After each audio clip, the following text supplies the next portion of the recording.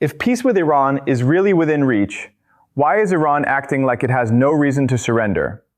That is the question every major news network should be asking right now. Because on one side, America's Treasury Secretary walks in front of the cameras and tells global markets that a deal to reopen the Strait of Hormuz is close. Oil prices drop, markets turn green, headlines move fast. The world is told that the crisis may finally be calming down. But then look at what Iran is doing at the exact same time. A tanker linked to one of America's closest Gulf allies is reportedly hit while moving through Hormuz. Iran appoints one of the hardest-line figures in its system to a top national security position. And Iran's parliament moves forward with a framework that would ban American and Israeli-linked ships from passing through the strait. So which story are we supposed to believe?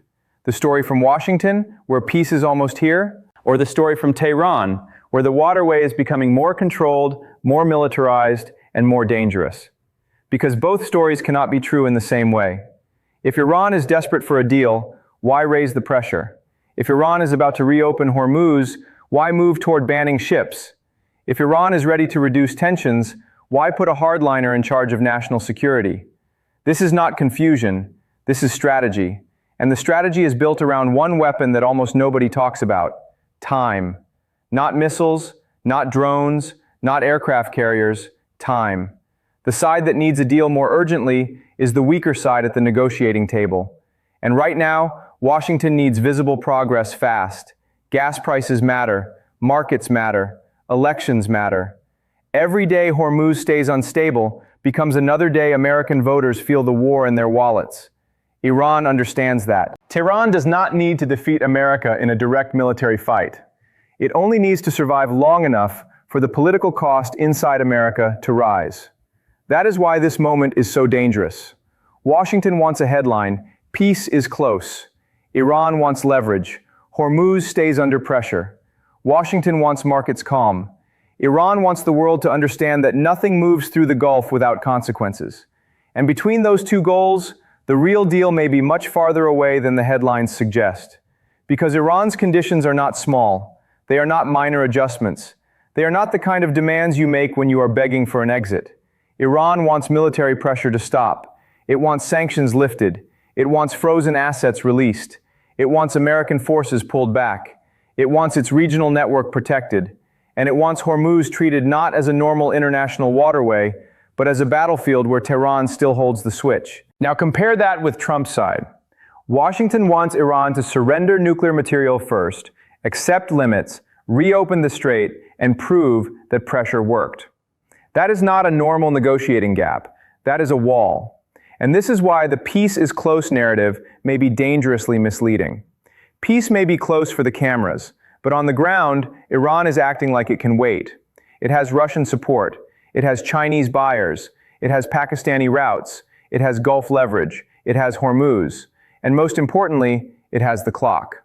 So the real question is not whether America has more firepower. Of course it does. The real question is whether firepower matters if Iran can drag the crisis closer to the election, keep energy markets nervous, and force Washington to choose between escalation and political damage. Because in this war, the last weapon may not be a missile. It may be November. And if Tehran is counting the days better than Washington, then the deal within reach may not be a breakthrough. It may be a trap. Before we believe the words "peace is close," we have to separate two things that are being mixed together on purpose: market language and war language. Market language is calm. It says a deal is within reach. It says oil prices are coming down. It says investors can relax. It says the crisis is almost over. War language is different. War language is a tanker burning in Hormuz, a hardliner being placed inside the national security system, a parliament moving to ban American and Israeli-linked ships, a military structure saying the strait is not just a waterway, but a battlefield. And the problem is this: Washington is speaking in market language, while Tehran is moving in war language. That is why this moment is so dangerous. Because if you only listen to the American statement, it sounds like diplomacy is finally working. The pressure has built up. Iran is tired. The Gulf wants calm. Oil prices are too high. Nobody wants a wider war, so a deal must be close. But if you watch Iran's behavior, the picture looks completely different. Iran is not acting like a country preparing to surrender. It is acting like a country preparing to make the United States wait. And waiting is the key. Because in a negotiation, the strongest side is not always the side with the most aircraft, the most missiles, or the biggest economy. The strongest side is often the side that can tolerate time better. If one side needs a deal now, and the other side can wait, then the side that can wait controls the pressure. That is the logic Tehran appears to be using. Trump needs visible progress quickly. He needs Hormuz calmer. He needs oil markets stable. He needs fuel prices to stop becoming a political weapon against him. He needs to tell voters that the war is not swallowing the economy. He needs to show that pressure produced results. Iran knows this. That is why the timing matters. The source frames this as the November clock strategy. Iran drags the crisis toward the U.S. political calendar while Washington tries to get a visible win before the pressure becomes too costly at home. And once you understand that, the contradiction begins to make sense. Why would Iran escalate around Hormuz if peace is supposedly close? Because escalation may not be a rejection of diplomacy, it may be part of the diplomacy. Iran is showing Washington that every day without a deal on Tehran's terms can become more expensive. Not just militarily expensive, politically expensive, economically expensive, market expensive. Every tanker incident makes oil traders nervous. Every hardline appointment tells Washington that Tehran is not panicking. Every legal move against American and Israeli-linked shipping tells the world that Hormuz is not returning to normal just because an American official says a deal is near. This is the mistake many people make. They assume that negotiations mean both sides are moving toward the same destination. But sometimes negotiations are not about reaching a deal quickly.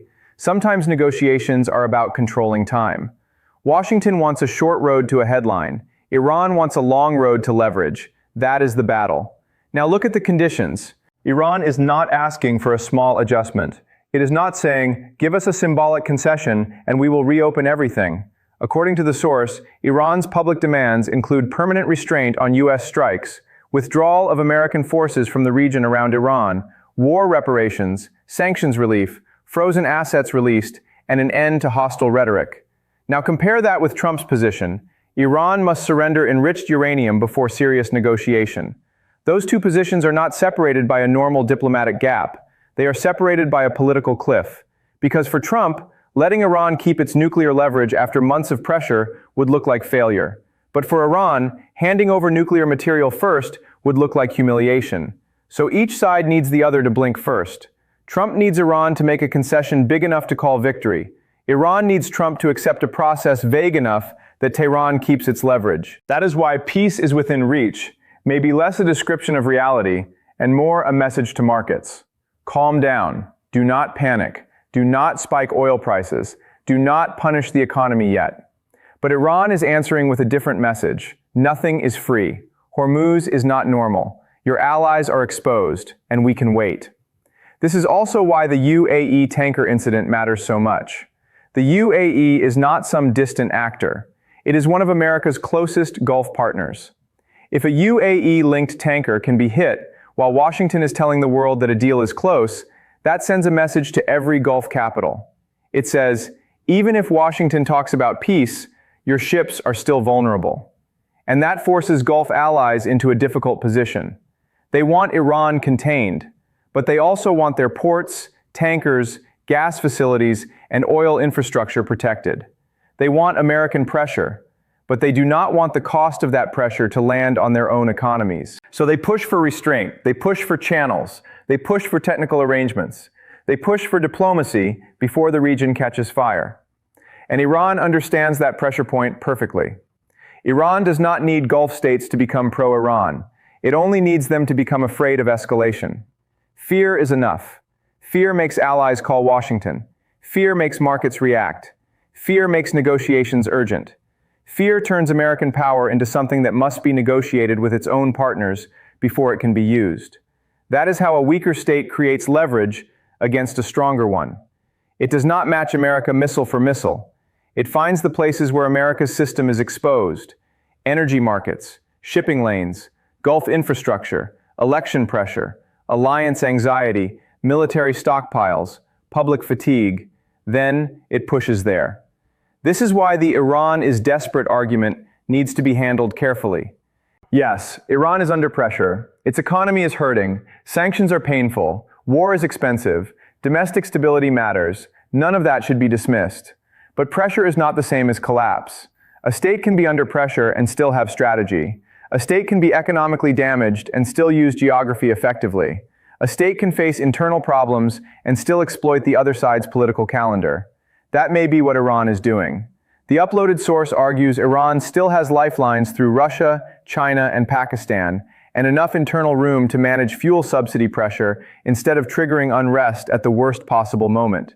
If that reading is correct, then Tehran is not rushing towards surrender. It is managing a war of attrition. And attrition is not only about weapons, it is about patience. Who can absorb pain longer? Can Trump absorb high fuel prices into November? Can Gulf allies absorb tanker risk? Can the US military absorb another escalation while stockpiles are stretched? Can Israel accept a deal that leaves Iran with future capability? Can Iran absorb sanctions, strikes, and domestic pressure long enough to force Washington into a weaker deal? That is the real battlefield now. Not one tanker, not one statement, not one market rally. The battlefield is the clock. And right now, both sides think the clock is working for them. Washington thinks time increases pressure on Iran. Iran thinks time increases pressure on Trump. Only one side can be right. If Iran truly wants a deal, then the next signs should be clear. Hormuz should become safer. The language should soften. The conditions should narrow. Technical talks should become political talks. Tehran should create room for compromise. But if Iran keeps raising demands, threatening shipping, protecting its nuclear leverage, and waiting for the American political calendar to tighten, then the deal within reach may be exactly what Tehran wants Washington to keep saying. Because every optimistic headline buys calm in the markets, and every calm day gives Iran another day to wait. That is why this is not peace yet. It is a race between pressure and patience. Trump is trying to force Iran to move before November. Iran is trying to make Trump arrive at November with no clean victory, high costs, and limited choices.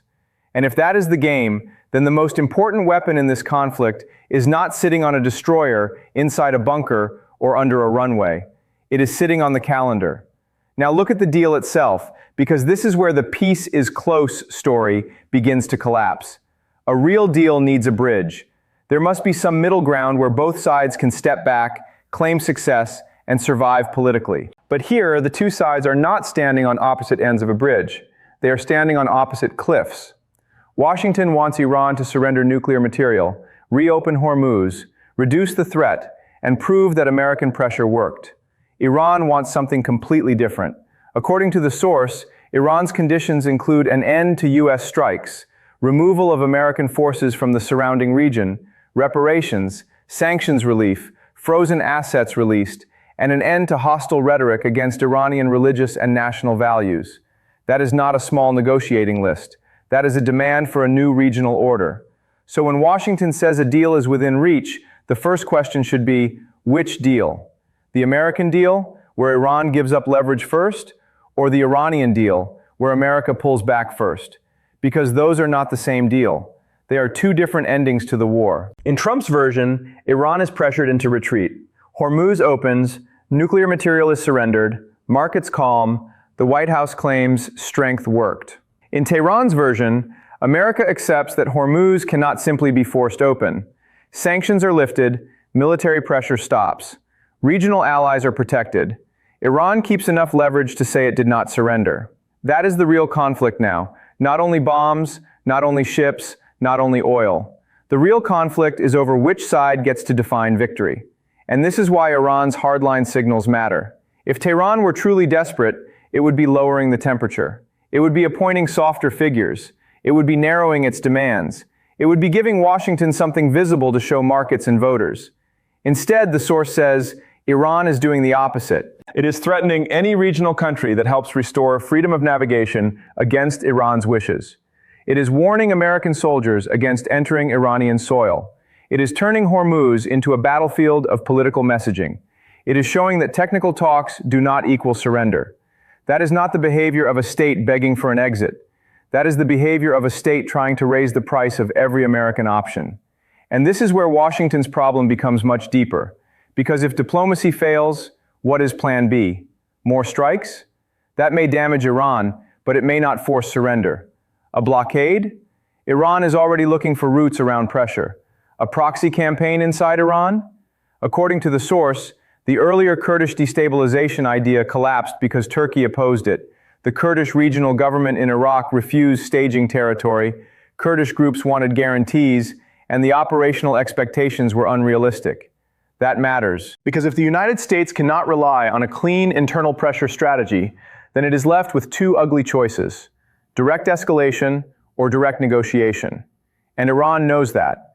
Tehran understands that America has firepower, but firepower is not the same as political control. Bombs can destroy infrastructure, missiles can hit targets, aircraft can dominate the sky, but none of that automatically produces a stable agreement.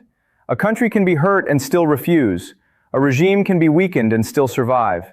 A military can lose assets and still keep the one thing that matters most in negotiation: the ability to wait. That is why the November clock is so powerful. For Trump, every week matters. Gas prices matter, markets matter, voters matter. The image of victory matters. For Iran, every week survived becomes leverage. Every delay brings Washington closer to domestic pressure. Every vague negotiation gives Tehran more room. Every technical discussion around navigation can be used to calm markets without solving the political fight. And that is the trap. Washington may think it is buying time for diplomacy. Iran may think it is selling Washington time at a very high price.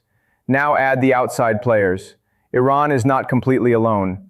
The source argues that Russia, China, and Pakistan are creating lifelines through nuclear cooperation, oil purchases, intelligence, and alternative trade routes. If that reading is correct, then sanctions and military pressure are not operating in a sealed room. There are leaks in the wall. China can buy discounted oil. Russia can provide support.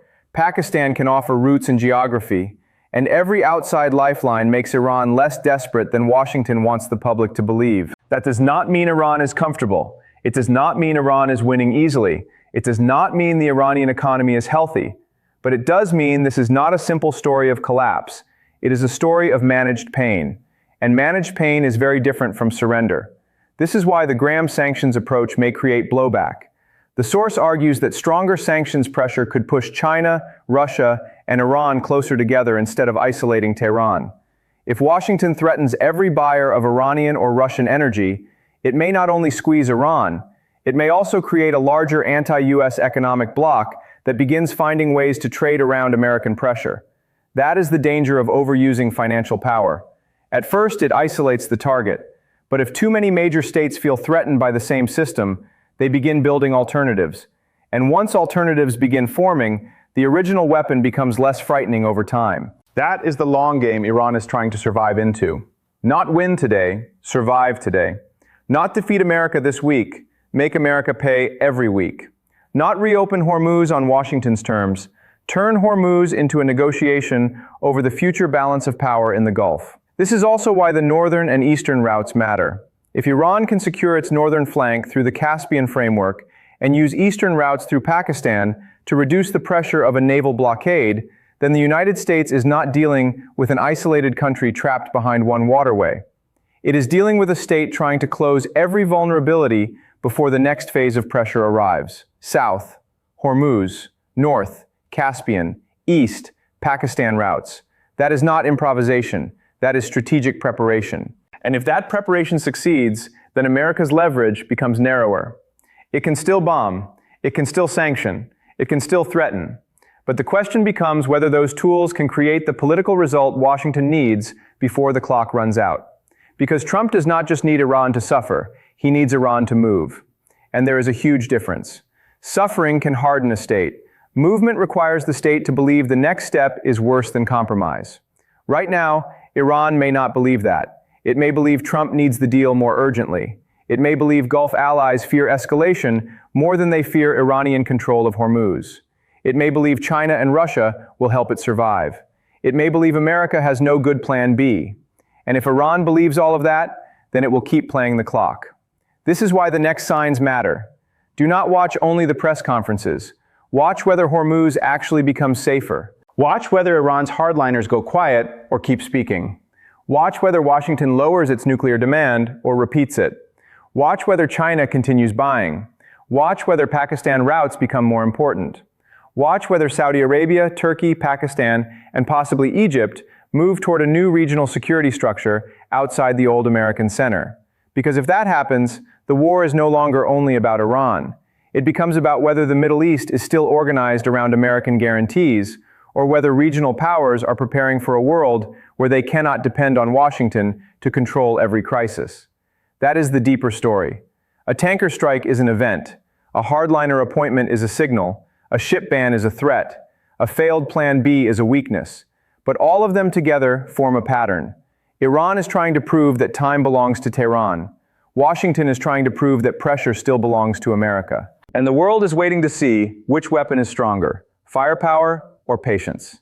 So when you hear that peace is within reach, ask one question. Within reach of whom? Within reach of Washington, where markets need calm? Within reach of Tehran, where every delay creates leverage? Within reach of Gulf allies, who want stability before their infrastructure burns? Or within reach of voters, who may only care whether the price at the pump falls before November? Because a deal can look close on television and still be far away in reality.